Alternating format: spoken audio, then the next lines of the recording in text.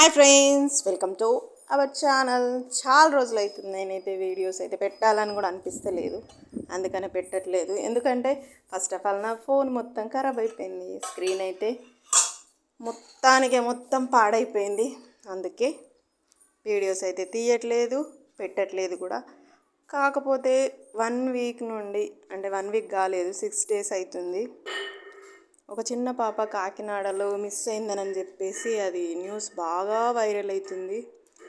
అది చూసి అసలు ఎంత ఇది బాధ అనిపిస్తుందంటే, ఇయ్యాల రేపు చిన్నపిల్లలకు అసలు ఎంత జాగ్రత్తగా చూసుకుంటేనే ఇట్లా అవుతున్నాయా అని అన్న బాధ నేను రియల్గా చెప్తున్నా. అసలు ఆ రోజటి నుంచి ఇప్పటి వరకు నేను ప్రతి ఒక్క వీడియో, ప్రతి ఒక్కటి ఎవరు పెట్టింది వాళ్ళే అన్నీ చూస్తూనే ఉన్నాను.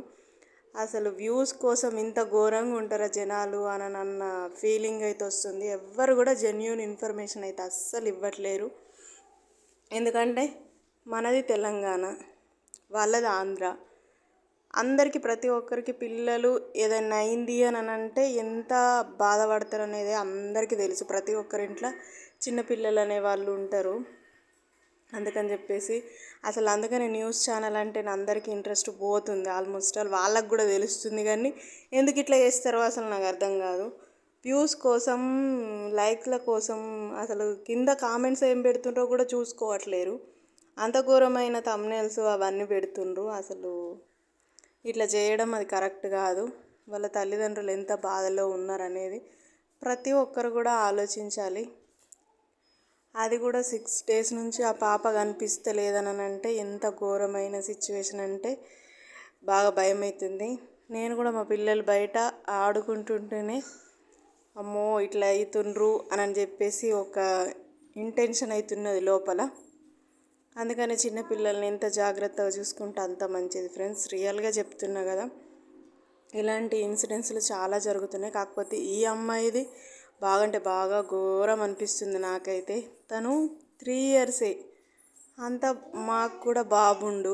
అందుకనే ఆ పాపను చూస్తుంటే నా బాబునే చూసినంత ఫీల్ అనిపిస్తుంది. అందుకనే కొంచెం మస్తు అంటే మస్తు బాధ అవుతుంది.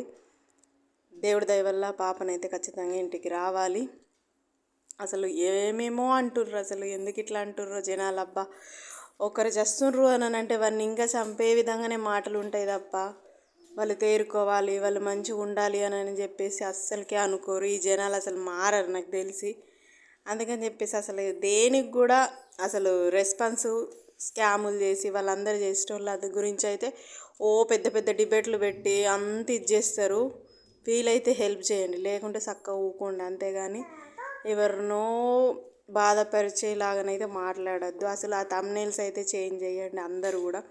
అసలు థంబ్నెయిల్స్ అవేం దొరికింది అని అంటే ఎంతమంది చూస్తుర్రు అని అంటే అక్కడ హెడ్డింగ్ పెట్టేదాన్ని బట్టి అసలు మొత్తం జనాలందరూ ఆ వీడియోస్ కోసం ఎంత ఘోరంగా చూస్తున్నారంటే అంత ఘోరంగా చూస్తున్నారు ఫ్రెండ్స్.